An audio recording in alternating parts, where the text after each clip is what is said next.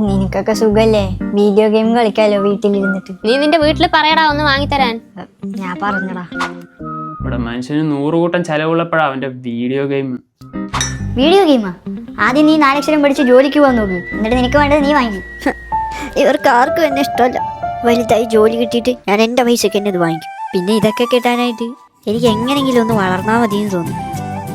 ഇപ്പം ഞാനൊരു ജോലിക്കാരനാ. വലുതായപ്പോൾ എൻ്റെ ഇഷ്ടങ്ങൾ മാറി. ഹീറോ സൈക്കിള് പോയി ബൈക്കായി, വീഡിയോ ഗെയിം മാറി PS5 ആയി, റിമോട്ട് കാർ മാറി ശരിക്കുള്ള കാറായി, പിന്നെ അതിനു വേണ്ടിയിട്ടുള്ള ഓട്ടോ ആയിരുന്നു.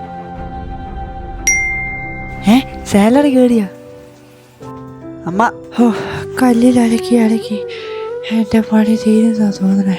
അപ്പം എനിക്ക് തോന്നി എനിക്ക് ബൈക്കില്ലെങ്കിലും അമ്മയ്ക്കൊരു വാഷിംഗ് മെഷീൻ മേടിച്ചു കൊടുക്കണമെന്ന്. ബൈക്ക് ഇത് കഴിഞ്ഞിട്ടായാലും മേടിക്കാം.